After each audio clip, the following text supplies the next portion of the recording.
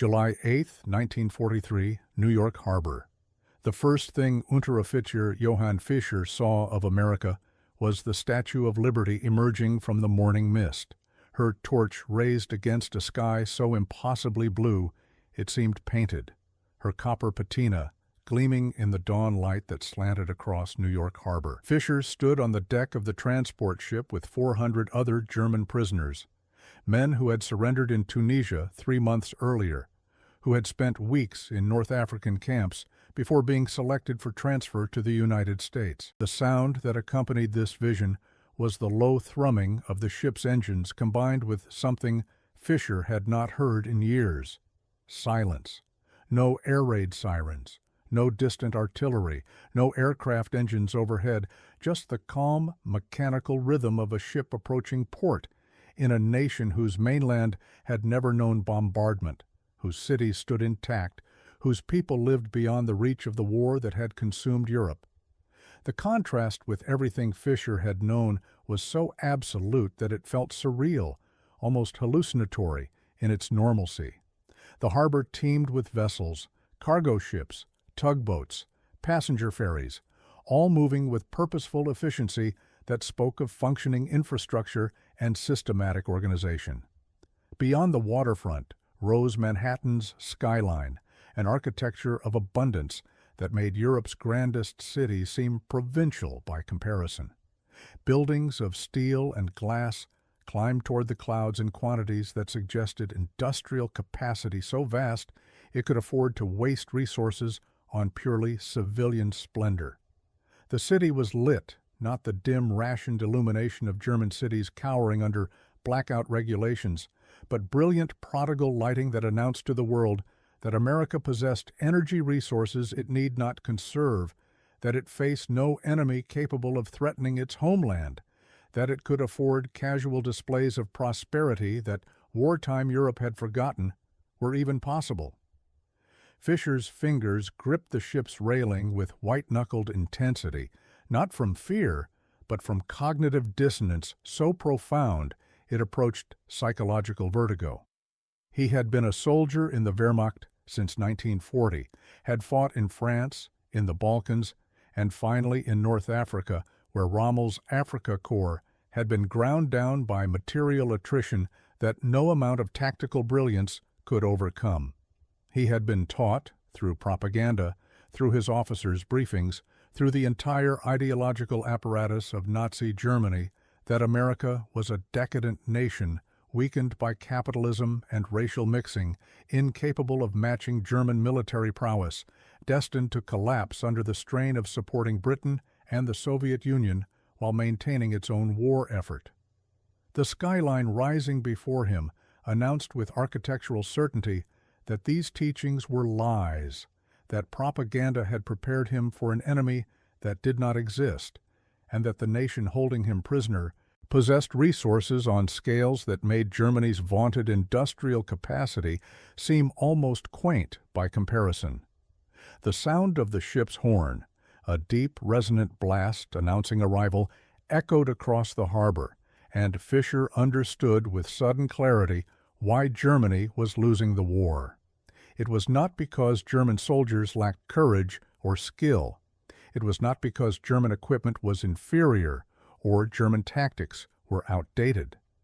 Germany was losing because it had challenged an enemy whose industrial and economic foundations were so overwhelming that military excellence could not compensate for the asymmetry in productive capacity.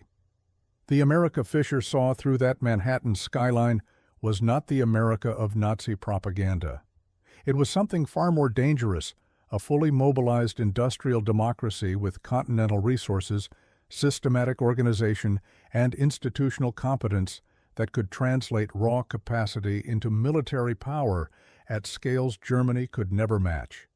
This moment, German prisoners encountering America's mainland abundance for the first time, marked a transformation in consciousness that would ripple through prisoner-of-war camps across the United States and eventually influence post-war Germany's reconstruction. For men who had been fed a steady diet of propaganda about American weakness, who had been told that German spirit would triumph over material inferiority. The direct experience of American society at the height of its wartime mobilization became an involuntary education in the practical differences between totalitarian efficiency and democratic abundance, between a society straining to sustain total war and a society whose vast resources made wartime privation more theoretical than actual for most civilians.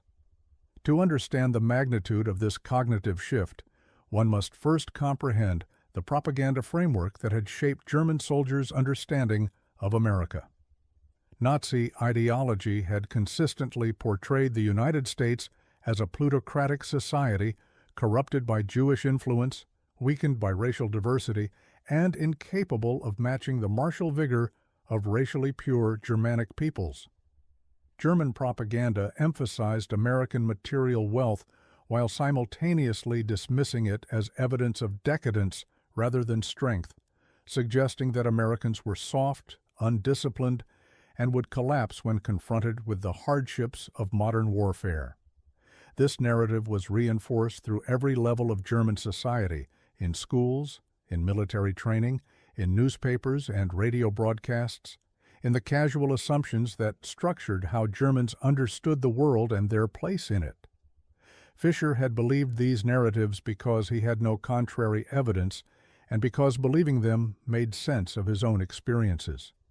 Germany in 1943 was a nation fully mobilized for total war, where every resource was directed toward military production, where civilians endured rationing and privation as necessary sacrifices for final victory, where the entire society operated according to martial discipline that seemed to demonstrate German superiority over softer, more individualistic cultures. The privation itself became evidence of virtue. Germans could endure hardship that Americans could never tolerate, could maintain fighting spirit through suffering that would break lesser peoples, could achieve through willpower and discipline what others required material abundance to accomplish. This ideological framework turned German disadvantages into proof of superiority, transformed scarcity into virtue, and made questioning the narrative tantamount to defeatism. The ship docked at a military facility in New Jersey, and the prisoners were processed through intake procedures that Fischer found both familiar and subtly disorienting. The American military personnel conducting the processing were professional and efficient, treating the prisoners according to Geneva Convention standards that were explained through interpreters who spoke German with varying levels of competence. The prisoners were photographed, fingerprinted, issued prisoner identification cards, and given basic information about the camp system and what would be expected of them. The process was bureaucratic in ways Fischer recognized: paperwork, documentation, systematic record-keeping.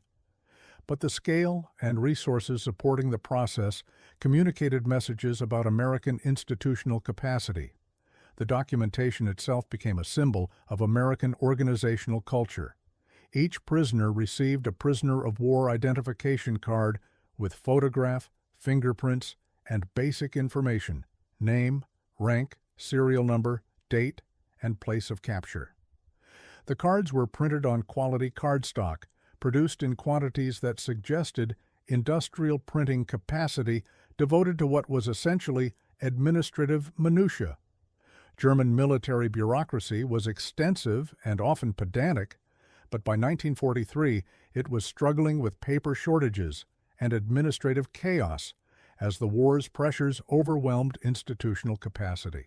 American bureaucracy, by contrast, seemed to function with calm, systematic efficiency that suggested resources so abundant that proper documentation was never sacrificed for expediency. The sound that accompanied processing was the clicking of typewriters, dozens of them, operated by military clerks who transcribed prisoner information into records that would be maintained throughout captivity and beyond. The clicking was steady, mechanical, relentless, the audio signature of bureaucracy functioning at industrial scale. Each click represented documentation, accountability, and systematic record-keeping that testified to institutional commitment to proper procedure even for enemy prisoners who possessed no power to demand such treatment. The typewriter symphony communicated that America could afford to treat record-keeping as non-negotiable standard rather than as luxury to be abandoned when resources became constrained. Transportation from the processing facility to Camp Como in Mississippi took 3 days by train, and during those days, Fisher received his education in American geography, infrastructure, and prosperity. The train traveled through New Jersey's industrial heartland, past Pennsylvania's steel mills, through the agricultural abundance of the Midwest, and finally into the Deep South. Throughout the journey, Fisher and his fellow prisoners stared out windows at a landscape that contradicted everything propaganda had taught them about America. The factories were vast and appeared to be operating at full capacity, with none of the bomb damage that characterized German industrial facilities by 1943. The farms were mechanized to degrees Fisher had only seen in pre-war German agricultural propaganda, with tractors and equipment that suggested American farmers possessed resources that German farmers could only dream of. The cities appeared prosperous and intact, with infrastructure that functioned visibly and populations that seemed to be going about civilian life with minimal disruption from wartime restrictions. But what struck Fisher most profoundly was the abundance of food. The train stopped periodically to take on water and fuel, and at these stops American soldiers guarding the prisoners ate meals that included meat, fresh bread, vegetables, and coffee. The guards ate casually, sometimes leaving portions uneaten, treating food with an indifference that Fisher found almost obscene, given the rationing he had known in Germany since 1939. German soldiers by 1943 operated on rations that were adequate for survival, but barely, with quality and quantity both declining as supply lines fractured and agricultural production failed to meet demands. The casual abundance of American military rations, not the feast of special occasions, but the routine daily allocation, communicated more clearly than any propaganda about American industrial capacity and agricultural productivity. The symbolic food that would define Fisher's POW experience appeared during a routine meal service on the second day of the train journey: white bread. Not the dark, heavy rye or wheat bread that was standard in Germany, not the adulterated bread that German civilians had been eating since early in the war, but actual white bread made with wheat flour that had not been stretched with potato starch or wood pulp. Fisher held the slice in his hand, feeling its texture, noting its whiteness, and understood that he was holding evidence of American agricultural abundance. White bread required wheat flour without adulterants, required milling capacity to produce refined flour, required transportation infrastructure to move grain from farms to mills to bakeries, required industrial baking capacity to produce bread at scales that made it available even for feeding prisoners of war. The white bread was not nutritionally superior to darker breads, but its very existence in such quantities announced that America possessed agricultural surplus and industrial capacity to produce refined products at scales that made them routinely available rather than luxury items. Camp Como, which became Fisher's home for the next 2 years, exemplified American approaches to prisoner administration and the material abundance that characterized even relatively modest military facilities. The camp occupied several hundred acres of Mississippi farmland, housed approximately 3,000 German prisoners, and operated with bureaucratic systematization that Fisher recognized as characteristically American. The camp had barracks for housing, mess facilities serving regular meals, medical clinics staffed with adequate personnel and supplies, recreational facilities including sports fields and a library, and workshops where prisoners could engage in productive labor. The conditions met Geneva Convention standards and in many ways exceeded them, not because American administrators were particularly humanitarian, but because American institutional culture and material resources made adequate provisioning easier than improvising around shortages. The food served in camp mess halls became the daily manifestation of American abundance and the clearest evidence that contradicted Nazi propaganda about American society. Prisoners received 3 meals daily with caloric content that exceeded what most German civilians were receiving by 1943. Breakfast included eggs, bacon or sausage, bread with butter, and coffee, all items that had been rationed or unavailable in Germany for years. Lunch and dinner included meat, vegetables, bread, and dessert, with portions sufficient that prisoners rarely left meals hungry. The food was not gourmet, and many prisoners initially complained about American cooking styles, but the sheer quantity and consistent availability communicated messages that Fisher found impossible to ignore or explain away within the propaganda framework he had believed. The white bread appeared at every meal, stacks of sliced white bread available on tables where prisoners could take as much as they wanted. This casual abundance, bread without ration cards, without careful portioning, without the complex calculations of scarcity that had defined food distribution in Germany, represented a form of wealth that Fisher struggled to reconcile with his understanding of the war. Germany was supposedly fighting a battle for survival, enduring privation, so that the military could be supplied and final victory achieved. Yet America, which was fighting a 2-ocean war while supplying Britain and the Soviet Union, could provide enemy prisoners with food in quantities and qualities that exceeded what German civilians received. The only explanation was that American productive capacity operated at scales that German propaganda had grossly underestimated or deliberately misrepresented. Fisher's transformation from believer in Nazi propaganda to skeptic of German war aims occurred gradually through accumulation of evidence that could not be explained within the ideological framework he had been given. The food was part of it, the daily experience of eating better as a prisoner in America than he had eaten as a soldier in the Wehrmacht undermined claims about American weakness and German strength. The infrastructure was part of it, the camp's facilities, the roads and railways visible beyond the camp perimeter, the aircraft that flew overhead with frequency that suggested industrial production of aircraft at scales Germany could not match. The casual interactions with American guards and administrators were part of it. These Americans did not seem like the decadent weaklings of propaganda, but rather like competent, professional people doing difficult jobs with adequate resources and systematic organization. The camp library included German-language books and newspapers that, while censored, provided information about the war's progress that contradicted official German propaganda. Fisher learned about the Allied invasion of Italy, about Soviet advances on the Eastern Front, about strategic bombing campaigns that were systematically destroying German industrial capacity. The information was presented from an Allied perspective, and Fisher remained skeptical of claims that seemed like propaganda, but the overall narrative that Germany was losing the war through attrition it could not sustain, aligned with the evidence of his own eyes. American productive capacity, visible in the camp's operations and in the broader infrastructure he glimpsed, suggested that the material imbalance between the Allies and Germany was so overwhelming that German tactical excellence could not overcome it.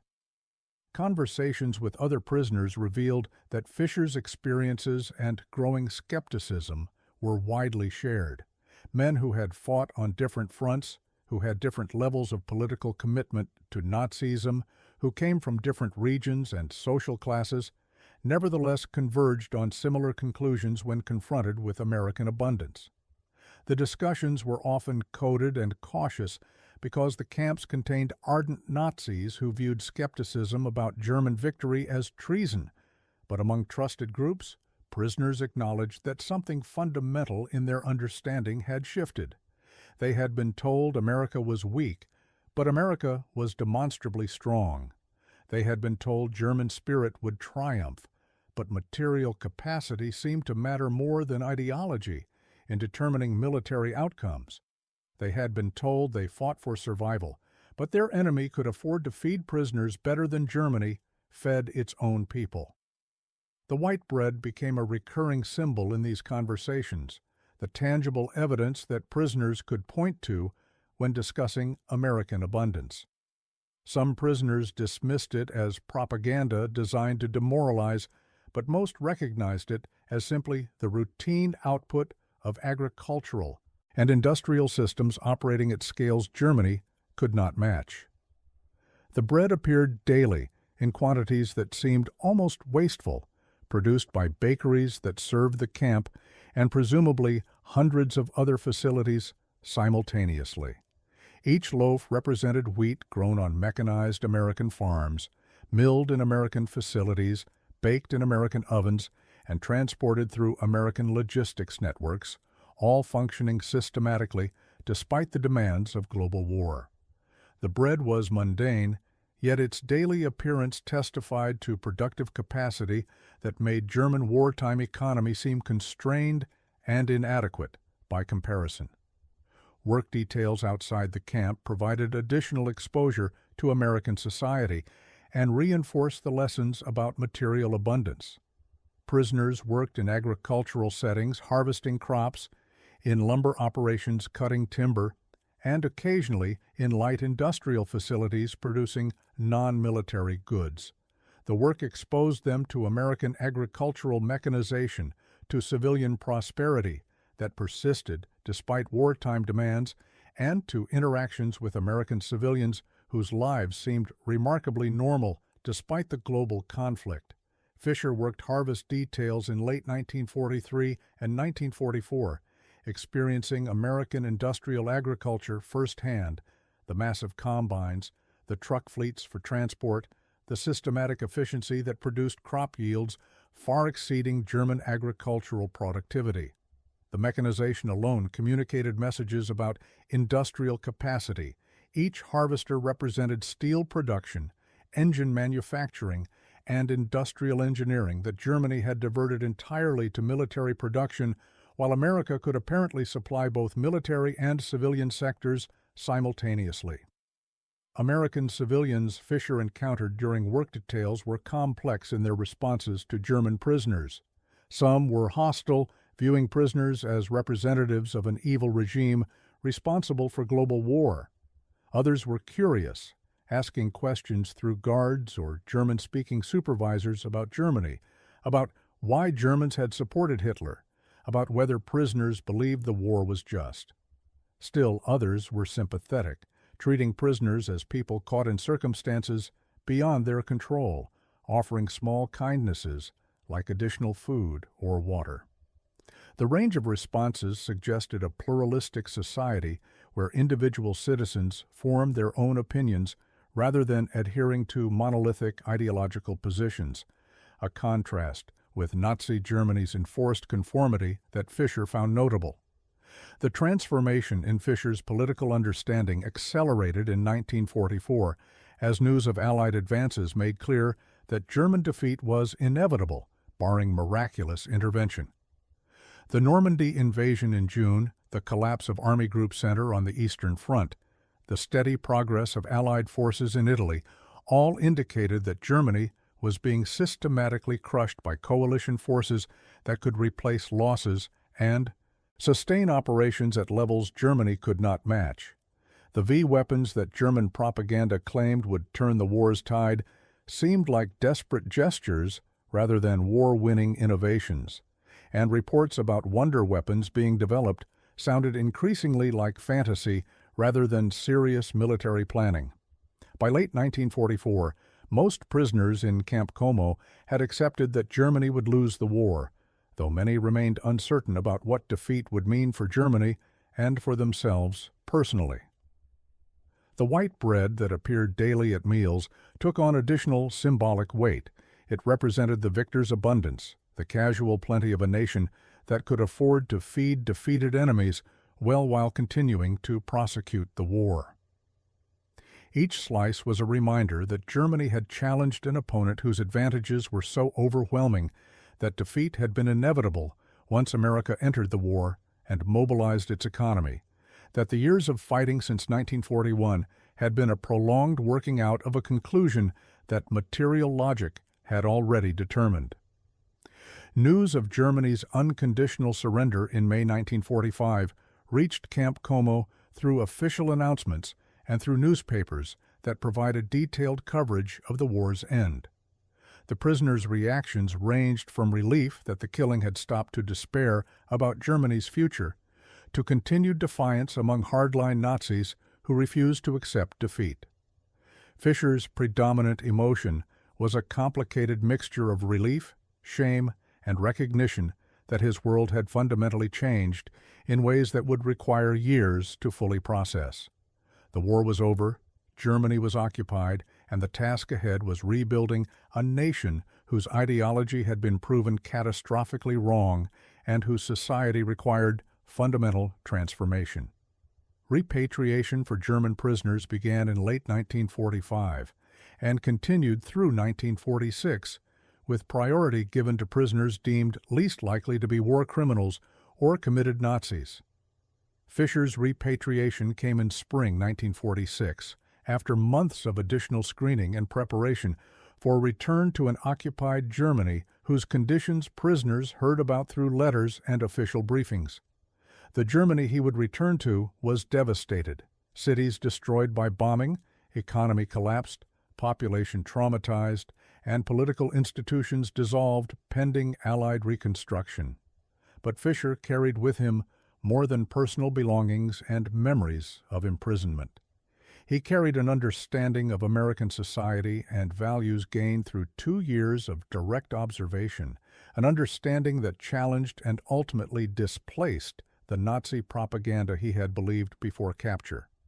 The white bread that had appeared daily in camp mess halls remained in Fischer's memory as a symbol of what he had learned about America and about the war. The bread represented abundance that came from systematic industrial organization, from agricultural productivity that Germany had never achieved, from logistics, networks that could sustain operations across continental distances, and from institutional culture that treated proper provisioning as baseline standard rather than aspirational goal. Each slice had announced that America operated from fundamentally different economic and social foundations than Nazi Germany, that democratic industrial society could organize resources more effectively than totalitarian command economy, and that material capacity ultimately determined military outcomes regardless of tactical skill or ideological fervor. Fischer's post-war life involved work in reconstruction, gradual political evolution toward democracy, and participation in the difficult process of German society confronting its crimes and rebuilding on different principles. His experience in American captivity influenced his political development, providing evidence that democracy could function effectively, that pluralistic society could organize resources systematically, and that national prosperity was compatible with individual freedom in ways Nazi ideology had denied. He was not alone. Hundreds of thousands of German prisoners returned from American captivity with similar experiences and similar lessons learned, contributing to a broader transformation in German political culture that made democratic reconstruction possible. The typewriter clicks that had accompanied Fischer's initial processing in New Jersey echoed through post-war German institutions as they rebuilt bureaucratic systems, reestablished documentation procedures, and created accountability mechanisms that characterized functional democratic governance. The sounds were similar: mechanical documentation, systematic record-keeping, institutional commitment to procedure, but they occurred within fundamentally different political framework that valued individual rights, established rule of law, and created oversight mechanisms preventing authoritarian consolidation. The institutional culture that produced those typewriter clicks descended in some measure from lessons learned by Germans who had experienced American institutions during captivity, who had seen how democratic societies organized themselves, and who recognized that alternative systems to Nazi totalitarianism were not just theoretically possible, but practically superior. The white bread continued to appear in Fisher's memory as a symbol connecting his wartime experience to broader truths about why Germany lost the war and what needed to change in German society. In conversations with family, with other veterans, with young people who had not experienced the war directly, Fisher pointed to the bread as evidence that challenged Nazi narratives he had believed. The bread was mundane, just wheat flour, water, yeast, and salt. But its daily appearance in quantities that American guards could be casual about testified to productive systems that Germany had never achieved. The bread announced that America had won, not through superior racial characteristics or ideological purity, but through superior economic organization, industrial capacity, and institutional competence that translated resources into military power at scales Germany could not match. The epilogue of Fisher's story, his post-war life in reconstructed democratic Germany, his participation in institutions that incorporated lessons from both Nazism's failures and observations of American democracy, his efforts to explain to younger generations what the war had taught, was shared by many German POWs who had experienced American society during captivity. They became vectors for cultural transformation, carrying into post-war Germany first-hand knowledge of how democratic societies functioned, what institutional structures supported prosperity and freedom, and why the ideological frameworks that had led Germany into catastrophe needed to be completely abandoned rather than merely modified. The white bread in Camp Como's mess halls had been, in the end, more subversive to Nazi ideology than any propaganda campaign could have been. It was evidence, material, and daily renewed, that contradicted fundamental claims about American weakness and German superiority. It testified to productive capacity that made wartime privation optional rather than inevitable, to agricultural systems that produced surplus rather than scarcity, to industrial organizations that could meet both military and civilian needs simultaneously. Each slice was a small lesson in political economy, in the practical advantages of democratic organization over totalitarian command, in the ways that free societies could mobilize resources more effectively than authoritarian alternatives when facing existential challenges. In the broader scope of World War II and its aftermath, the experience of German POWs in America represented a soft power victory as significant as any military campaign. The prisoners returned to Germany not as convinced enemies who would nurture revanchist resentment, but as witnesses to American society whose testimony undermined the ideological foundations that had supported Nazism. They had seen with their own eyes that propaganda had lied, that American society functioned effectively despite its pluralism, that democracy was compatible with industrial strength, and that the values Americans claimed to fight for were reflected in how they treated defeated enemies. This testimony contributed to German post-war transformation in ways difficult to quantify, but nevertheless real. It made democratic reconstruction seem viable rather than impossibly foreign. It provided examples of how democratic institutions could function, and it challenged remaining Nazi sympathizers to explain why their ideology had produced catastrophe, while democratic opponents had achieved both victory and prosperity. The clicking typewriters documenting prisoner cases, the white bread appearing at every meal, the systematic operations of American POW camps, these mundane elements of captivity communicated truths about American society and values that strategic bombing and military victory alone could never have conveyed.